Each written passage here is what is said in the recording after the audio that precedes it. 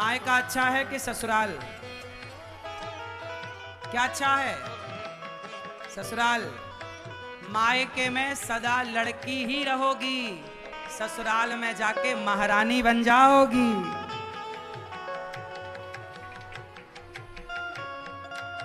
ससुराल में क्या बनोगी?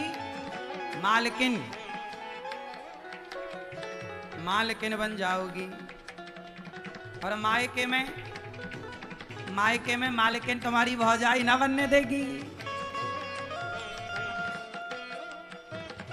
इसलिए ससुराल अच्छा है। लेकिन ससुराल जब लड़की पहली बार जाती है ना, तो ससुराल के लोग बहुत अच्छा व्यवहार नहीं करते। कुछ लोग, बहू आई, अरे बहू आई ना तो उसे बड़े लाड़ प्यार से रखना चाहिए। 10-5 दिन 2-4 महीना लगेगा समझने में, थोड़ा टाइम दे दो।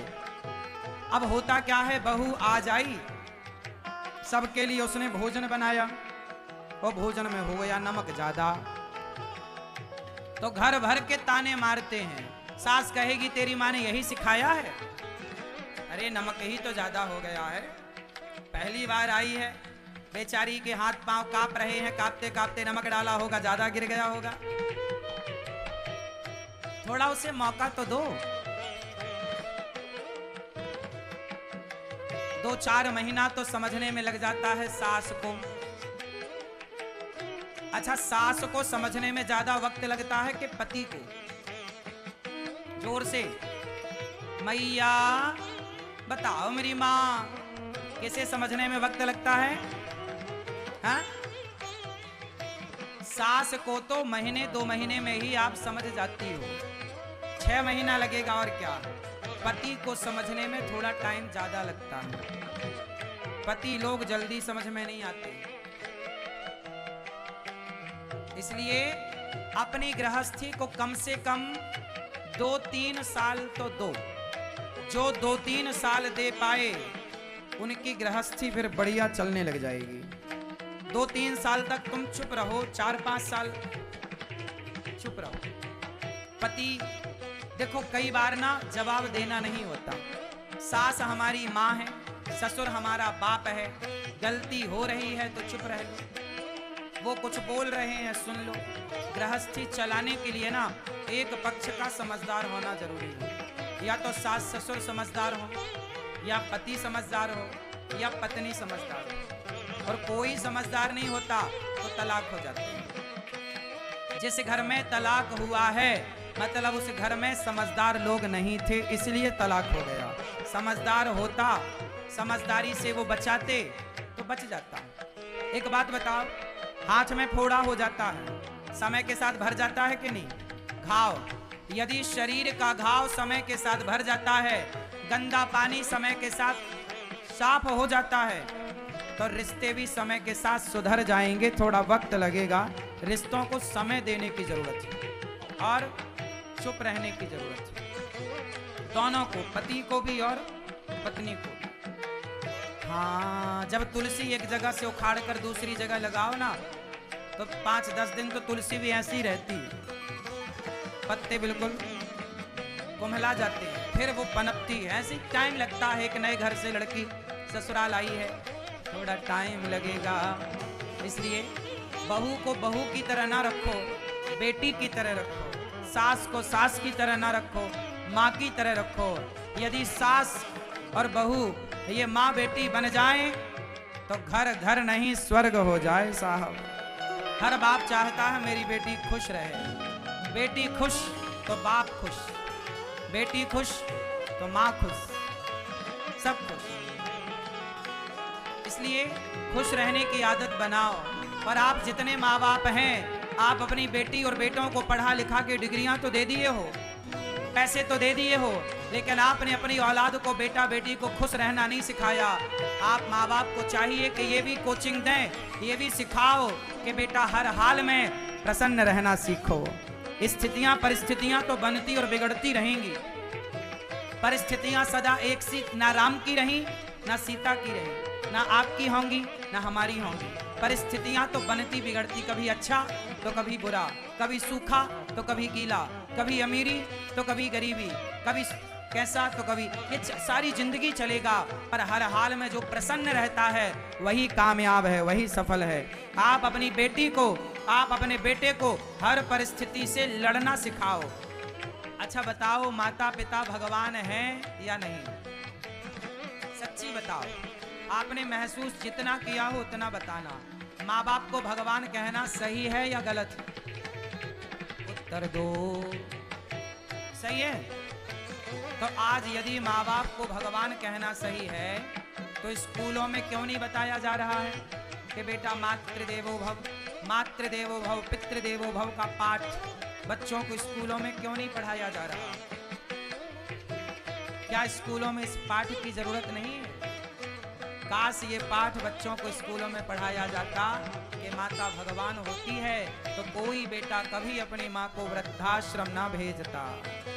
आजकल बच्चे स्कूलों में माता पिता देवता हैं, पूज्य हैं, ये पढ़ ही नहीं रहे, तो सम्मान करेंगे कैसे?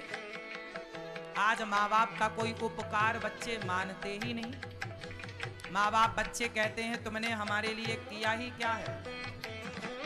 काश एक पाठ ये भी होता बच्चों के लिए कि तुम्हारे माँ बाप ने तुम्हारे लिए क्या क्या किया है। यदि क्या क्या किया है माँ बाप ने, बच्चों को ये पाठ 8वीं क्लास से पढ़ाया जाए। 8वीं से लेकर के 12वीं तक, 8वीं से लेकर 12वीं तक ये बात यदि पढ़ा दी गई स्कूलों में कि माता पिता ने तुम्हारे लिए क्या क्या किया है, माँ बाप का योगदान क्या होता है। श्रवण कुमार की कथा यदि बच्चों को 8वीं से लेकर 12वीं तक पढ़ाई गई तो गारंटी मैं लेता हूँ कोई बेटा श्रवण कुमार की कथा पढ़कर कभी अपने माँ बाप को घर से नहीं निकालेगा। इतना कुछ आप पढ़ाते हो, एक पीरियड आधा घंटा की क्लास बच्चों को माँ बाप के नाम पर होनी चाहिए कि नहीं? और केवल माँ बाप के नाम पर नहीं साहब, आजकल रिश्तों के ऊपर भी पढ़ाई होनी चाहिए। किस तरह विवाह के बाद का जीवन जिया जाए, 8वीं से लेकर 12वीं तक में बच्चों को ये पढ़ाओ कि किस तरह आपको विवाह के बाद कठिनाइयां आ सकती हैं और जब ये कठिनाई आएगी तब आपको क्या निर्णय लेना होगा, ये पढ़ाओ। आजकल बड़े पढ़े लिखे बच्चे, बड़ी बड़ी डिग्रियांधारी बच्चे, वह गृहस्थी नहीं चला पा रहे हैं। बड़ी बड़ी फैक्ट्री चलाने वाले लोग, बड़ा बड़ा बिजनेस चलाने वाले लोग अपनी गृहस्थी नहीं चला पा रहे हैं। ये बात सही है कि गलत है? क्यों मेरी माँ? तो गृहस्थी चलाने का भी एक सिलेबस होना चाहिए कि नहीं? 8वीं से लेकर 12वीं तक में ये सब पढ़ाओ कि विवाह के बाद क्या क्या कठिनाइयां आ सकती हैं। यदि ये पढ़ा दिया गया तो तलाक रुक जाएगा साहब। क्या रुक जाएगा? बोलो। तलाक रुक जाएगा, लेकिन पढ़ाया नहीं जा रहा है। यदि बच्चों को भगवद गीता पढ़ा दी गई तो गारंटी लेता हूं क्राइम रुक जाएगा, अपराध भारत में रुक जाएंगे, गीता पढ़ा दी गई तो। लेकिन नहीं पढ़ाई जा रही, बड़ी विडंबना है। भाई भाई के रिश्ते कैसे होने चाहिए, भरत और राम का प्रसंग बच्चों को सिलेबस में होना चाहिए। पति पत्नी के रिश्ते कैसे हों, यह प्रसंग भी सिलेबस में होने चाहिए। माता पिता की भूमिका जीवन में क्या है, यह भी सिलेबस में होना चाहिए। और आप अपने बच्चों को किस तरह संस्कारी बनाएंगे, यह भी पहले से सिलेबस में पढ़ा दो, ताकि पूरी व्यवस्था तंदुरुस्त रहे, आने वाली पीढ़ी भी ना बिगड़े और वर्तमान पीढ़ी भी ना बिगड़े। अच्छा बताओ, आप लोगों की सबसे बड़ी संपत्ति क्या है, पैसा या पुत्र? उत्तर दो। आपकी सबसे बड़ी संपत्ति पैसा है या पुत्र है? जोर से, जोर से। भैया धीरे धीरे बोल, कोई सुन ना ले, मत बोलो। ऐसे ये तुम भीष्म पितामह बन जाती हो, मेरी माँ बोलती नहीं हो। बताओ, पैसा ज्यादा अनमोल है या पुत्र? पुत्र। पैसा बचाओगे कि पुत्र को बचाओगे? हाँ, हमारी सबसे बड़ी संपत्ति, गृहस्थों की संपत्ति भगवान तो है, पर पुत्र भी आपकी संपत्ति है। आपके पास दौलत कितनी है ये कोई ना पूछेगा, आपका पुत्र कितना संस्कारी है ये सब पूछेंगे। इसलिए आप पैसा कमाने में पागल ना हो जाओ, अपने पुत्रों को संस्कार देने में भी थोड़ा समय लगाओ। बेटा लायक होगा तो पैसा कमा लेगा, संस्कारी होगा तो सुखी होगा। पैसा कमा कमा के बच्चों को दे तो दिया पर संस्कार तो दिया नहीं, तो बेटा सारा पैसा उड़ाकर वो सुरा और सुंदरी में उलझ जाएगा। तो बताओ, बच्चों को पैसा देना जरूरी है कि संस्कार? क्या दोगे? संस्कार। आप में से कितने लोग अपने बच्चों को संस्कार देने में लगे हुए हैं? अपने पोता, अपनी पोती, अपने बेटा, अपनी बेटी, सबको संस्कार दीजिए। क्या देंगे? जोर से।